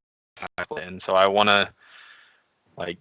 definitely going to go into the playoff skeptical if they make it in there. And I won't have high hopes for them repeating what they did last split at all. I'm even worried for them in the next 2 games. Like Sanders said, I think we're all in agreement. It's not 100% that they're going to win even one of their next 2 games, which could potentially put them on the outside of the playoff picture. And as a TSM fan, that's going to be really sad to see if they can't even make playoffs in our region. How are they going to go if they do represent at Worlds? How are they going to go there and do anything? They're going to get embarrassed if they look like they do right now. Hard agree. So I think that's enough on our teams for now. We've pretty much covered every single playoff scenario. The only one we really didn't talk about was CLG, but I think that's okay. Let's just go into it. So the first game for this match, for these picks, is going to be CLG versus Optic. To me, this is actually a pretty easy one. I think CLG is going to be Optic. Like I said, most balanced team in the league. I'm probably going to pick them almost every time, unless they're playing Liquid. Yeah, hard to agree. Yeah. It's hard to argue with the way that they've been playing. They're on a 4-game win streak, even though Optic has looked pretty good. CLG has just been the better team, so agree. Yeah, so the next one is Cloud9 versus Golden Guardians. I think even if Froggen got what he wanted, I trust Niski enough to put Froggen away, mostly because Niski quietly, very quietly, has had the best split of any mid laner in NA. It hasn't necessarily been passing the eye test, but he's number one in every single stat in lane domination. So, and that's where Froggen's strength lies, right? So I think if you look at it and you say, hey, the core strength here is that Froggen gets to sit back and do what he wants, and Niski's like, nah, I'm not gonna let him do what he wants, then you shut down Golden Guardians. So, I mean, Golden Guardians has the advantage everywhere else, but shut down their 1-win condition, you shut down Golden Guardians, and I think Niski can do that. So Cloud9. Yeah, I mean, C9 is currently in the playoffs. Golden Guardians is not. So, there's a reason for that. C9 has consistently been the better team. Until last week, Golden Guardians looked like they weren't even going to have a chance at playoffs, and we had all kind of written them off. I don't think that 2 games is enough for me to think that they're going to beat C9. Yeah. Yeah, agreed. C9 just honestly looks pretty good after last week, especially given their win over TL. They looked pretty great in that, so I don't see them struggling against GGS. But they lost against FlyQuest. FlyQuest had a good week. We'll get into it. Well, they were also playing Definitely at AD carry. I want to say though, definitely wasn't the reason they lost that game. It was definitely Licorice and Svenskeren were a big reason Cloud9 lost that game. Shocking, actually, that the substitute wasn't the reason. But I mean, I'm sure Sneaky's team fighting probably helped save Svenskeren and Licorice's poor performances, but I'm not gonna forgive Licorice and Svenskeren for having a bad early game against Santorin and Viper, right? That shouldn't happen. So anyway, bad games are bad games. Next one is Clutch versus 100 Thieves. Hot one right here. Pretty much playing for their playoff lives. I'm going to give it to who I think the better team is, which is 100 Thieves. I do like this Clutch gaming team, shockingly enough. I think they're interesting. I think they can put forth a game you can get excited about. But overall, it's just...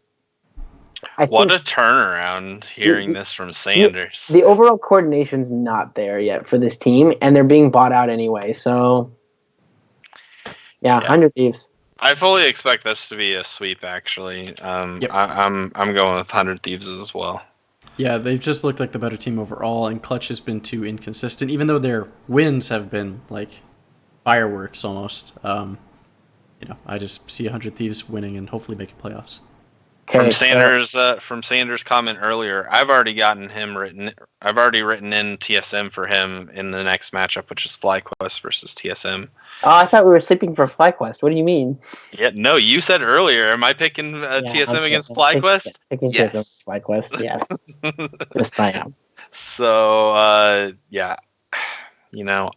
really am worried about this TSM team, but I'm not gonna lose my faith now. They should be able to handle FlyQuest.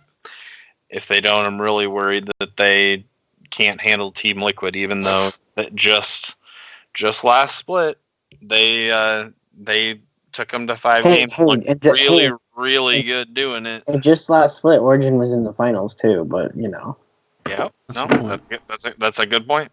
Yeah, I mean, I don't see a world where playoff Bjergsen doesn't show up and at least get this team in. Please put him on a Kali or a Brelje. Syndra got buffed. Put him on Syndra.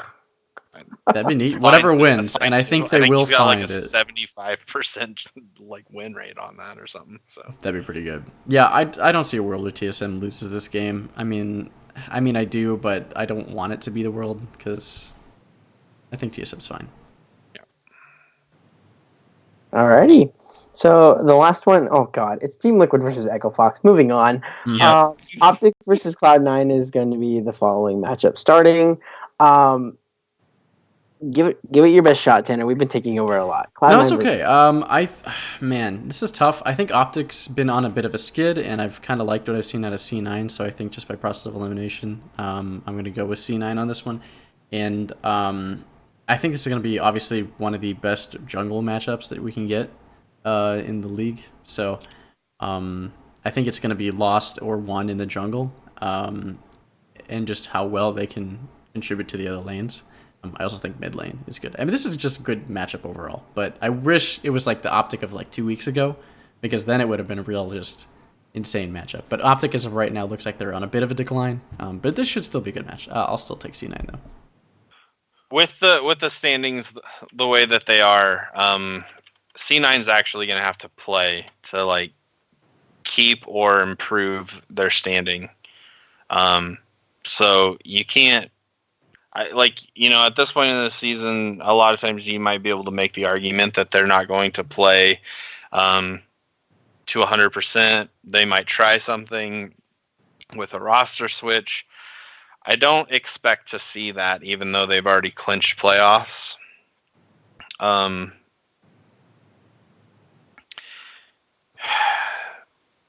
Which I think actually, like, I'm gonna pick C9 as well. I think that makes Optic very interesting, because going 0-2 is what we've predicted them to do, and if that happens, that leaves the door open really for both 100 Thieves and Clutch. For sure. But Sanders, who are you picking in this matchup? I am actually picking Optic here. I really like the matchup here for Optic. I think Crown can beat Niski. Like I said, a very quiet, powerful part of Cloud9. And I truly think that Meteos can actually out-jungle Svenskeren as well. And when you take out Svenskeren and Niski, you're taking away the early game of Cloud9. Which I don't expect there to be really anything going on in the bot lane between Crown and Sneaky, or Zazal and... You mean Arrow and Sneaky? Oh my god, not Crown and Sneaky, Arrow and Sneaky, thank you, the other Korean. And Zazal and... Big, yes. The one thing that is a question mark is Dokla and Licorice, because Licorice has, the advantage here. But for God fucking sake, Optic, Aatrox is OP as fuck, and you gave it away both games last time. And Dokla was a monster on Aatrox. Just give him Aatrox. Just draft him Aatrox. Even if it's a blind pick, fucking draft Aatrox. God. Anyway, moving on. I'm picking Optic. Jesus Christ, Optic. Please, for the love of God. They passed up on Aatrox twice. Yeah. All right. I was the last one picking there. Next one is 100 Thieves for the CLG. Yeah.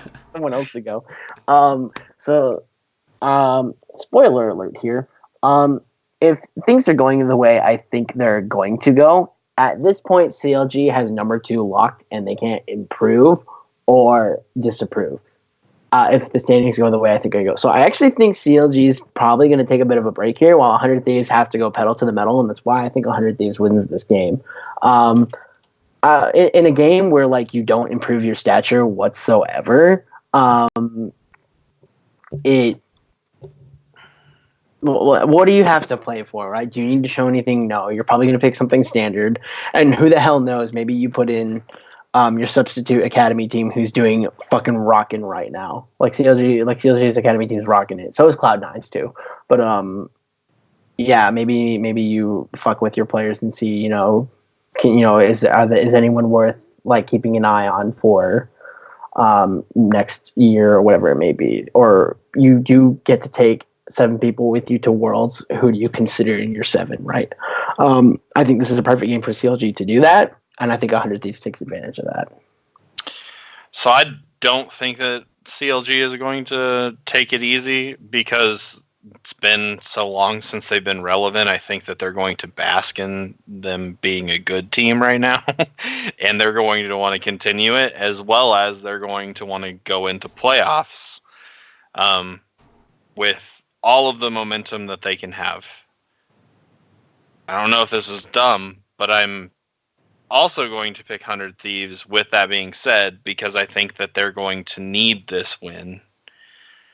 And it's not that you think, it's just a fact they need it. And they have the talent, and they've shown the ability to win this kind of a matchup. As good as CLG has been, I think that 100 Thieves looks like a team that, could win a best of one against them.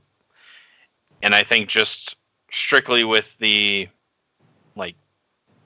necessity that 100 Thieves is going to be playing with, again, I fully expect CLG to come out, play their game as they would any other time, and so they probably should win, but a little bit of a hunch, I guess. I'm going to pick 100 Thieves.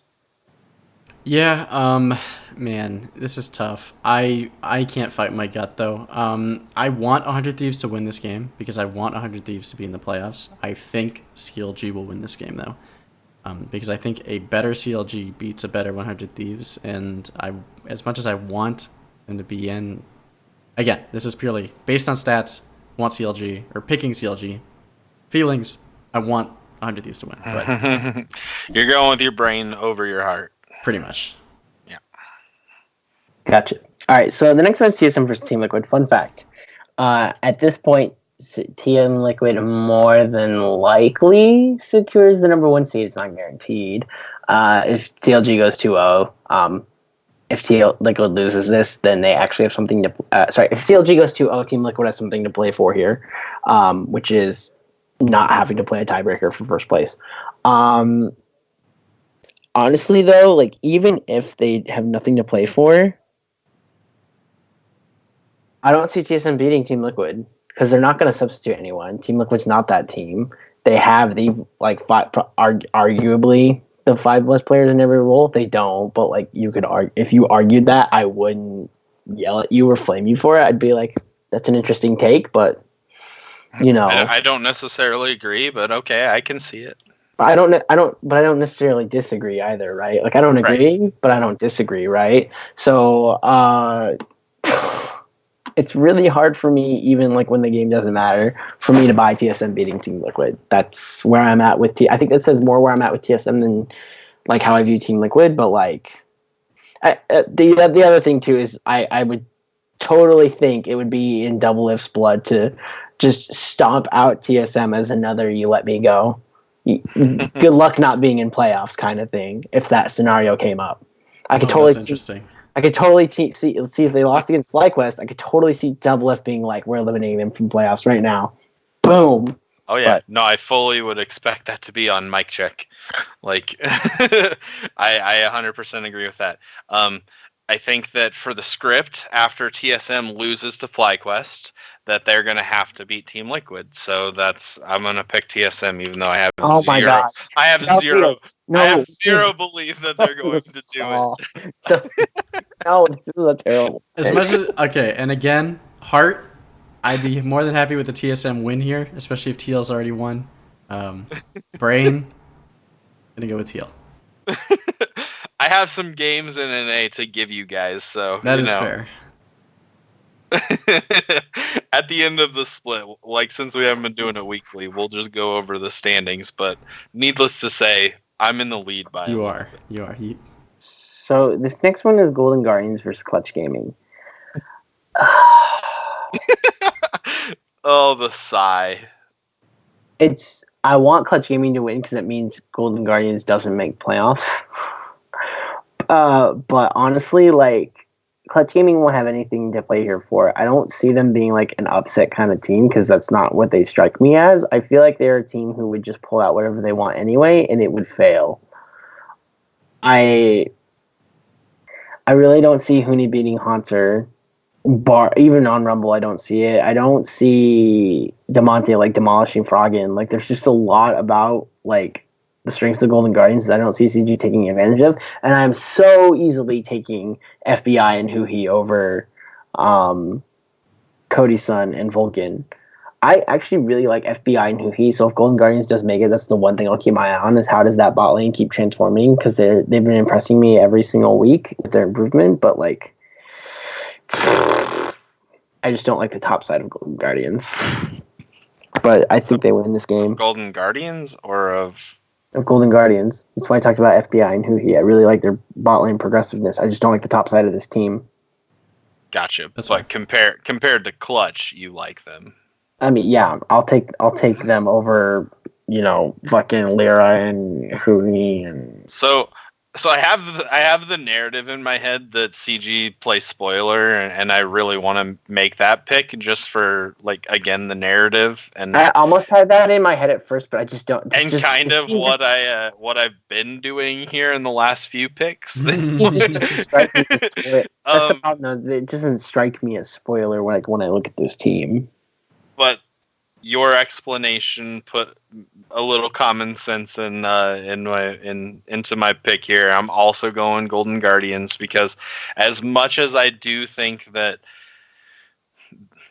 for most teams there is the let's spoil it for this other team mentality that can play into it, I really think with the way that it's gone for Clutch and especially for Huni and DeMonte, Huni, the big name that everybody still wants to live up to the expectations, and DeMonte, who has been very impressive but hasn't been able to really get over the hump much in his young career. These are guys that if they don't have anything to play for, I think that they're going to just be demolished mentally. They're not going to show up in a game that means absolutely nothing for them. I honestly wouldn't put it past them for saying, hey, do we have an academy team? Just throw them in here for this game. I don't want to play kind of thing. And for that reason, I think Golden Guardians should be able to win this matchup. For the third pick in a row, my brain really, my heart really wants CG to win. And there's a line of play where CG maybe makes it in, but my head's saying Golden Guardians. Can't deny how good they looked last weekend. Gotcha. So where the saying originally came from, God, the shit show. Where the saying originally came from when the 9th and 10th place team play, the cream of the crap, it's FlyQuest versus Echo Fox. Really, this is the game we're ending the split on, I guess, unless there's tiebreakers. There's probably going to be tiebreakers, but I'm not going to fucking lie here. This team better be... The team comms better be troll as fuck. Honestly. Yeah, I hope they just intentionally feed into the shit show. They better put on a show match, because that's when these types of matches, when they very clearly don't matter, that's when they're a lot of fun to watch. So I'm actually going to watch the draft of this game to see if I'm going to watch the game. If I see that the draft is fun, I'm going to be like, hell yeah, I'm watching this game. If I see the draft is standard and they're tryharding, I'm going to be like, you fucking losers, and then slam my computer down and walk away. That is more than fair. As for the pick, I'm gonna be a homeboy and say FlyQuest. Whatever. Yeah, FlyQuest has a better record. There you go. There's my analysis. I want Rick Fox's passion project to go out on good terms. No, you don't. You know why? You know why? You don't want them to go out on good terms? Okay, you know what? This is a long-ass thing. Essentially, Rick Fox got screwed by his own organization. No, I know all of this shit. I know all the shit that happened. Here's the thing. I don't support that organization for anything whatsoever because of what they did to Rick Fox. I hope they die and burn in hell. And again, understandable, but I will guarantee, I would almost be close to guarantee that Rick Fox is going to be there in the audience for this final game. Probably. He's here for the players. Maybe not there for the brand, but he'll be there for the players. He's there for the players for sure. He's always been that kind of guy. I seriously hope whoever buys out Echo Fox, though, looks at Rick Fox and is like, yo, you still need to be here. Yeah, I would really hope so as well. I'll tell you who it is. It's the organization. It's the Cronkies, who are the owners of the Denver Nuggets. They haven't officially bought it yet. Yeah, I expect, though, that they're the favorite to get it right now, but it's not official yet. Regardless, again, even if it's not for the brand's sake, I hope it's for Rick Fox's sake and they go out with a win. And Flycust just gets unlucky again for like the 10th time this season. So wanted to say that. All right. Anyway, so you're picking Echo Fox? I will. Yeah. Fuck now yeah. that one is my heart picking over my brain. I'll let it pick one. All right, sounds good. All right, so that's gonna do it for us. It is really late at night. I got 3.5 hours of sleep. I'm dead. So yeah, from all of our plugin links are in the description. You can just go check it out there. I'm not even gonna talk about it. From Tanner, Futurama Brelje, Jamie, Cornhuskers, Christensen. I am Jacob. Football needs to start Sanders, and we will see you all on.